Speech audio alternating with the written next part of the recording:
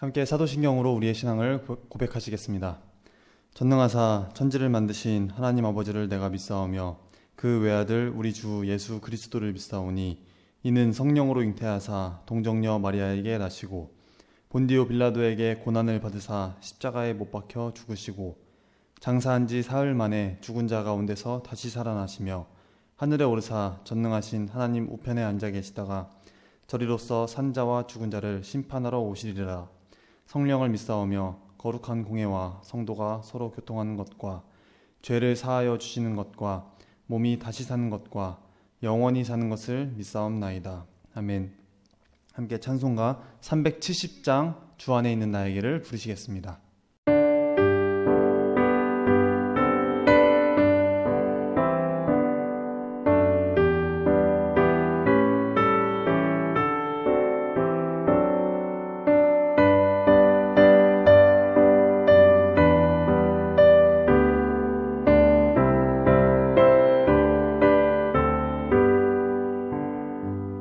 주 안에 있는 나에게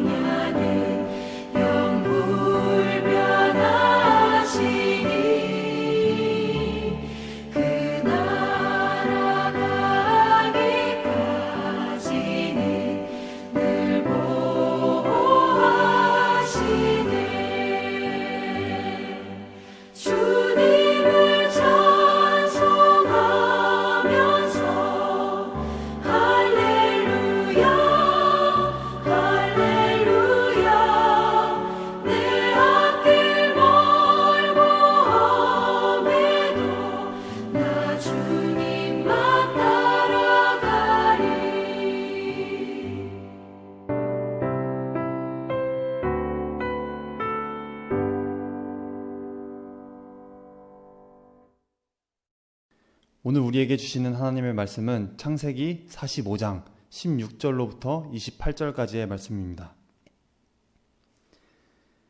제가 읽어드리겠습니다. 함께 눈으로 보시겠습니다. 요셉의 형들이 왔다는 소문이 바로의 궁에 들림에 바로와 그의 신하들이 기뻐하고 바로는 요셉에게 이르되 내 형들에게 명령하기를 너희는 이렇게 하여 너희 양식을 싣고 가서 가나안 땅에 이르거든 너희 아버지와 너희 가족을 이끌고 내게로 오라.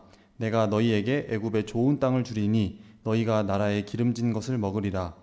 이제 명령을 받았으니 이렇게 하라. 너희는 애굽 땅에서 수레를 가져다가 너희 자녀와 아내를 태우고 너희 아버지를 모셔오라. 또 너희의 기구를 아끼지 말라. 온 애굽 땅의 좋은 것이 너희 것임이니라. 이스라엘의 아들들이 그대로 할세 요셉이 바로의 명령대로 그들에게 수레를 주고 길 양식을 주며 또 그들에게 다 각기 옷 한 벌씩을 주되 베냐민에게는 은 300과 옷 5벌을 주고 그가 또 이와 같이 그 아버지에게 보내되 수나기 10필에 애굽의 아름다운 물품을 실리고 암나기 10필에는 아버지에게 길에서 드릴 곡식과 떡과 양식을 실리고 이에 형들을 돌려보내며 그들에게 이르되 당신들은 길에서 다투지 말라 하였더라. 그들이 애굽에서 올라와 가나안 땅으로 들어가서 아버지 야곱에게 이르러 알리어 이르되 요셉이 지금까지 살아있어 애굽 땅 총리가 되었더이다. 야곱이 그들의 말을 믿지 못하여 어리둥절하더니 그들이 또 요셉이 자기들에게 부탁한 모든 말로 그에게 말하매 그들의 아버지 야곱은 요셉이 자기를 태우려고 보낸 수레를 보고서야 기운이 소생한지라. 이스라엘이 이르되 조카도다. 내 아들 요셉이 지금까지 살아있으니 내가 죽기 전에 가서 그를 보리라 하니라. 사랑하는 여러분, 오늘 하루도 주님께서 주시는 크신 힘과 능력으로 평안한 하루를 보내시기를 기도드립니다.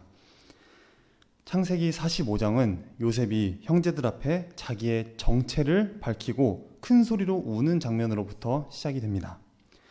자기를 노예 상인들에게 팔아먹은 형제들에게 두려워하지 마십시오 라고 위로를 하면서 이것은 다 하나님께서 하신 일입니다 라고 말을 합니다. 엄청난 선물을 보내면서 형들에게 아버지를 모셔오십시오 이렇게 이르고 동생 베냐민의 목을 안고 웁니다. 그래서 바로 왕도 옆에서 보고 매우 기뻐하고 수레를 보내서 야곱을 모셔오도록 하고 또 야곱이 그 수레를 보고 기운이 살아나서 기뻐했다라는 내용이 창세기 45장의 이야기입니다. 우리가 쭉 봐왔던 것처럼 앞에서 요셉은 형들을 시험했습니다. 이제 가나안 땅에도 기근이 매우 심해졌는데 야곱의 아들들은 그냥 관망만 하고 있었습니다. 그래서 보다 못해서 야곱이 아들들에게 말했습니다. 얘들아, 애굽이란 나라에 곡식이 있다고 하니까 너희가 우리를 위해서 애굽으로 가서 곡식을 좀 사오거라. 그런데 동생 베냐민만큼은 야곱이 보내지 않았는데 베냐민에게 혹시 재난이 미칠까 두려웠기 때문입니다. 그래서 베냐민을 제외한 나머지 10명의 형제들은 애굽으로 내려가게 됩니다. 그때 요셉은 애굽 나라의 총리로서 양식을 파는 일을 관장하고 있었는데 이제 보니까 형들이 오는 것이었습니다. 요셉의 형들은 요셉 앞에 와서 절하며 예를 표했습니다. 요셉은 그들이 자기 형들인 줄을 알았지만 일부러 모르는 체하고 그들이 어디로부터 왔는지 물었습니다. 그래서 그들은 곡물을 사려고 가나안에서 왔습니다 라고 대답했습니다. 요셉은 과거 자신이 꿈을 꾸었던 것을 기억해냅니다. 형제들의 11бот단이 자신의 볕단을 둘러서 절하던 꿈이고 하늘의 해와 달과 11별들이 자신에게 절했던 꿈이었습니다. 비록 형들이 자기 앞에 무릎 꿇어서 절하기는 했지만 아직 그 꿈이 온전히 성취된 것은 아니었습니다. 요셉은 한 가지 계책을 생각해냅니다.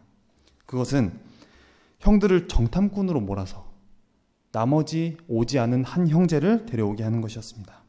그래서 요셉은 그들을 정탐꾼으로 몰아서 추궁했습니다. 형들은 펄쩍펄쩍 뛰며 부인했습니다. 우린 절대 정탐꾼이 아닙니다. 오해하시는 겁니다. 그러면서 자신들이 한 사람 야곱의 아들들인 것과 자신들의 가족 사항이 어떻게 됐는지 상세하게 이제 보고했습니다. 자신들이 정탐꾼이 아니라는 것을 증명하기 위해서 그렇게 이야기했습니다. 이제 계란 한 판을 우리가 들고 가다가 탁 떨어뜨리면은 한 판이 다 깨지잖아요. 마찬가지로 우리가 우리가 다 정탐꾼이라고 한다면 한순간에 한날에 다 죽임을 당할 터인데 어떻게 아버지가 모든 아들을 정탐꾼으로 보낼 수가 있겠느냐라고 하신 겁니다. 요셉은 이제 그들의 말을 수긍하고 정탐꾼이 아닌 것을 그래 한번 증명해 보거라 라고 하면서 나머지 한 아들도 데려와라 이렇게 요구했습니다. 근데 데려오는데 9명, 10명 중에 9명의 형제는 옥에 있고 한 사람이 가서 데려오라 이렇게 말합니다. 그리고는 그 9명을 3일간 가두었습니다.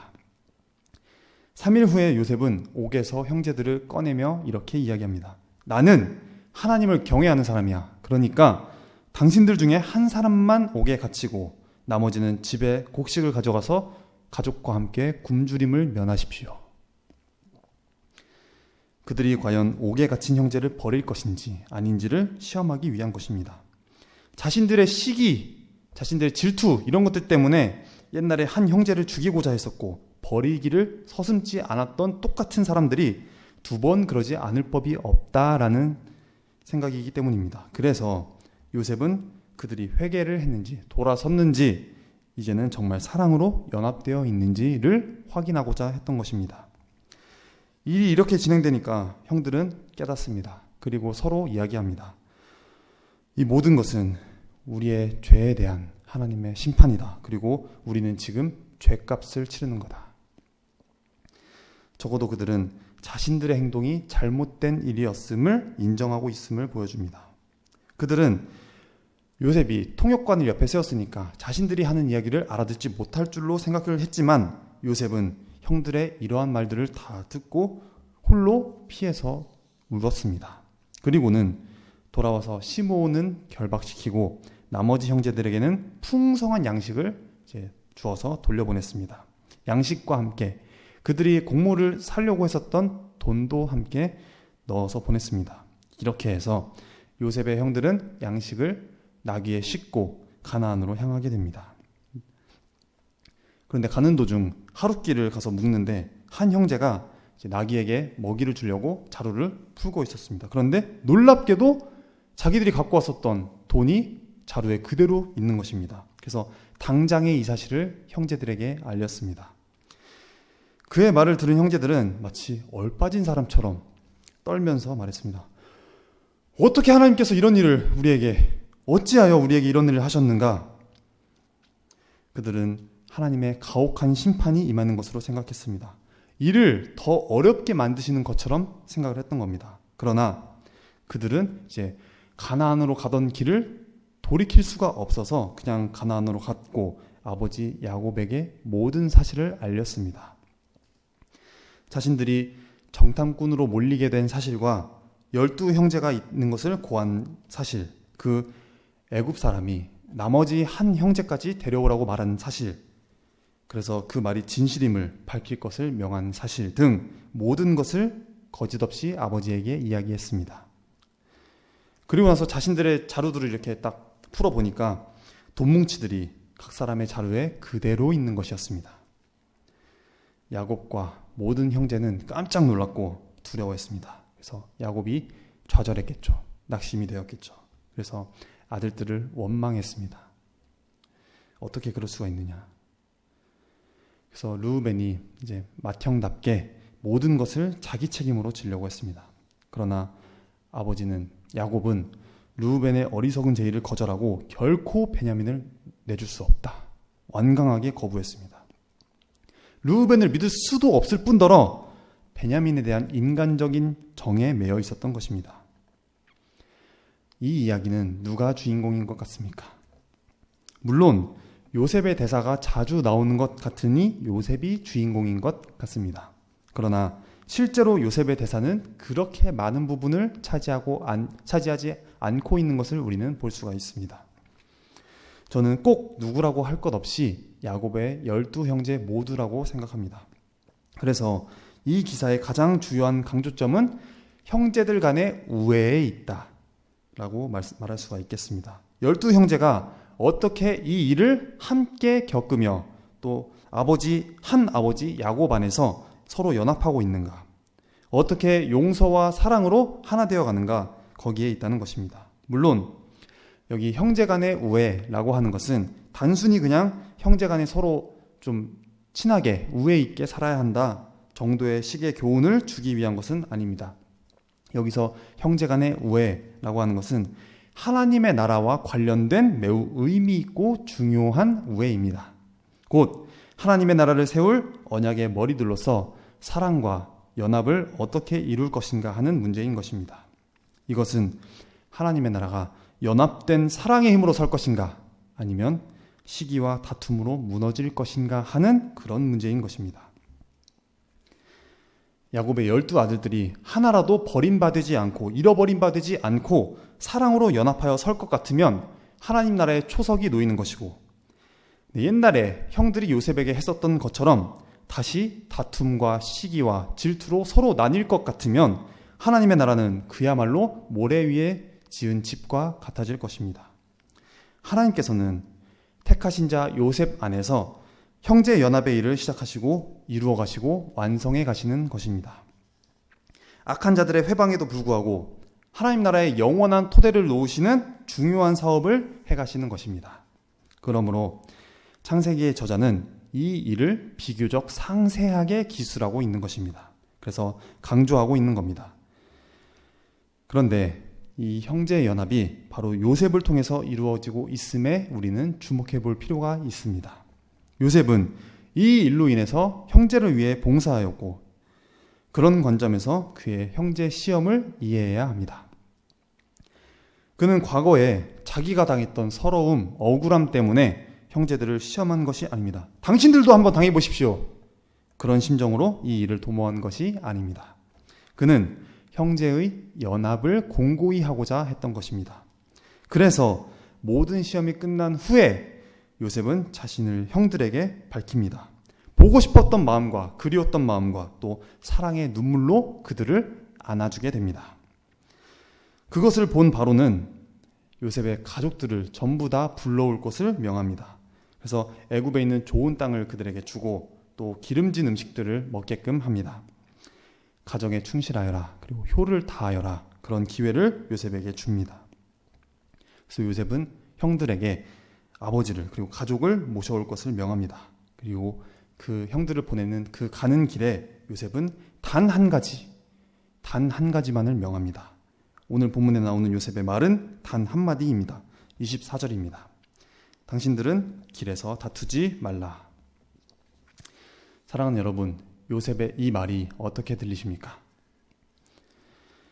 하나님께서는 요셉을 통해서 일하신 것처럼 예수님을 우리에게 보내주셔서 이 일을 하시게 하셨습니다. 자신 안에서 교회를 한 몸으로 지으시고 또 그 연합됨을 이루어갈 수 있도록 지금도 우리 중에서 일하시는 것입니다. 옛날에 이스라엘이 하나님의 세우신 사람 요셉 안에서 그 연합의 토대를 만들었다면, 교회는 하늘에 속한 그리스도 안에서 그 생명의 연합의 토대를 만들어가는 것입니다. 주님께서 교회의 영원한 터를 놓으시기 위해서 친히 자신의 목숨을 버려 죽으셨습니다. 교회를 위해 친히 그 생명을 버리신 것입니다. 바로 교회는 그의 순종 안에서, 죽음의 순종 안에서 세워진 것이고 그 죽음 안에서 한 몸을 이루게 된 것입니다. 그러니 교회는 이제 주님 안에서는 한 몸이고 한 생명의 연합인 것입니다. 그러므로 이 몸을 깨는 사람은 주님을 다시 십자가에 못 박는 것과 같은 일을 하는 것이 되는 것입니다. 사랑하는 여러분, 이스라엘의 12조상을 연합하게 하신 하나님께서 당신의 하나뿐인 아들을 이 땅에 보내셨습니다. 주님께서는 자기 죽음으로 교회를 한 몸으로 연합하게 하셨습니다. 그래서 한 몸으로 사는 영원한 토대를 놓아주셨습니다. 그러니 더 이상 교회에 시기와 다툼으로 인한 분열은 있을 수가 없는 것입니다. 물론 현실의 교회는 많은 허물진 모습을 갖고 있기 때문에 이런저런 다툼과 분열의 모습을 보이지만, 이는 교회를 바르게 알지 못하거나 혹은 자기 욕심에서 비롯된 이기심에서 오는 경우가 많습니다. 그러니 바른 모습이 아닌 겁니다. 여하튼 우리는 주님께서 자기 희생으로 이루신 한 연합을 우리의 이기적인 욕심들, 생각들 또는 죄로 인하여 깨뜨리지 않도록 매우 조심해야 하는 것입니다. 교회가 시기와 다툼의 장이 되지 않도록 서로가 조심하며 주의를 기울여야 하는 것입니다. 그래서 주님께서 연합된 교회를 통해서 이루고자 하시는 하나님 나라의 귀한 뜻들을 우리가 이루어드리는 것입니다. 교회는 주님께서 자기의 생명을 들여서 세우신 곳이기 때문입니다. 우리는 이제 주님의 지체가 되었습니다. 주님의 제자가 되었습니다. 그 말은 주님의 행하심처럼, 주님의 가르치심처럼 행해야 한다는 의미입니다. 그의 손과 발이 되어서 우리가 실천해야 한다라는 의미입니다. 주님께서 몸을 들여서 교회를 세우신 것을 우리가 알기에 그의 지체들로서 화목과 연합을 위해 우리 또한 힘써야 하는 것입니다. 사랑과 관용과 우애 안에서 연합할 수 있도록 그 간격을 메우는 희생으로 자신을 드릴 수 있어야 하겠습니다. 그것이 우리가 주님의 지체이고 제자로 사는 것이 되는 것이고, 그럴 때 주님께서 우리를 통해서 일하시며 자기의 영광을 우리 안에서 나타내시는 것입니다. 그러니 우리가 머리 되신 주님의 지체로서 평화와 화해와 화목을 이루어내는 사람들로 자신을 들여가실 수 있기를 바랍니다. 요셉의 삶을 보며 우리가 배울 게 많습니다. 그리스도인으로 산다. 진정한 모습으로 사는 것은 바로 섬기는 것입니다. 지도자란 다른 사람을 지배하는 사람이 아니라 섬기는 사람이고, 또 주인의 모습이 아니라 종의 모습으로 살아가는 사람입니다. 최소한 우리의 일반적인 사고방식에 의하면 종이라는 말, 그리고 우리가 누군가에게 순종한다, 섬긴다 라고 하는 말이 다소 부정적인 의미로 알고 있습니다. 그러나 성도들은 주님의 종이 되는 것을 부정적인 것으로 받아들이면 안 될 줄로 압니다. 주님의 종이 된다는 것은 당신의 백성을 한시도 잊지 않으시고 돌보는 그 왕을 섬기는 것이며, 하나님을 섬긴다라고 하는 것은 당신의 이름을 위해서 일하는 아주 미세한 움직임까지도 놓치지 않으시는 분을 섬기는 것입니다. 하여간 종이라는 부정적인 개념을 버리고 스스로 주님의 종이 되도록 기도하시기를 소망합니다. 정리하겠습니다. 요셉은 그의 삶을 평생을 섬김의 삶으로 살았습니다. 그리고 형제들과 분열의 역사를 끝내고 연합을 이루었습니다. 요셉처럼 우리도 섬김의 리더십을 가지십시다. 그리고 그리스도께서 터를 놓으신 교회에 사랑으로, 섬김으로 연합을 이루어 갑시다. 요셉과 함께 하신 하나님은 언제나 우리와 함께 하십니다. 기도하겠습니다. 사랑과 자비와 은혜가 풍성하신 하나님 아버지, 지난 밤도 저희를 주님의 품 안에서 지켜주시며 편히 쉬고 새 희망으로 새 날을 맞이할 수 있게 하심을 감사드립니다. 하나님, 저희에게 요셉과 같은 그런 인내가 필요합니다. 당장 눈에 드러나는 변화가 저희에게 없더라도, 또 기도의 응답이 조금 더디더라도 포기하지 않는 그런 용기를 주시옵소서. 특별히 하나님, 요셉의 성품을 담기 원합니다. 모든 이에게 온유하며 삶에 절제할 수 있는 그런 결단력을 저희에게 허락하여 주시고, 하나님의 섭리와 돌보심으로 모든 것을 공급받아 세상에 승리하는 저희가 될 수 있게 이끌어 주시옵소서. 조금은 부족하고 또 조금은 어렵고 조금은 힘든 상황이 올지라도 공중에 나는 새와 또 들의 백합화를 키우시는 하나님께서 저희의 모든 것을 책임져 주신다라는 그런 믿음으로 담대하게 살아갈 수 있도록 도와주시옵소서. 거친 세상을 여유와 당당함으로 맞서 이기게 하시고, 가물어 메마른 땅에 단비를 내리시듯 주님의 은혜의 강물이 터지고 또 샘솟게 하여 주시옵소서. 그래서 불가능을 가능케 하는 하나님의 역사가 보릴 듯 넘치게 해 주시옵소서. 저희의 생활을 지키시고 인도해 주시며 깨끗하고 진실한 삶을 살 수 있게 도와주시고, 또 하나님의 선하시고 기뻐하시는 온전하신 뜻을 알 수 있는 그런 지혜도 저희에게 허락해 주시옵소서. 거룩하신 예수 그리스도의 이름으로 기도드립니다. 아멘. 하늘에 계신 우리 아버지여, 이름이 거룩히 여김을 받으시오며 나라에 임하옵시며 뜻이 하늘에서 이룬 것 같이 땅에서도 이루어지이다.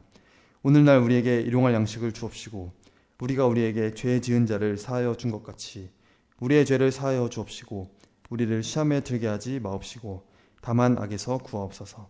대개 나라와 권세와 영광이 아버지께 영원히 있사옵나이다. 아멘.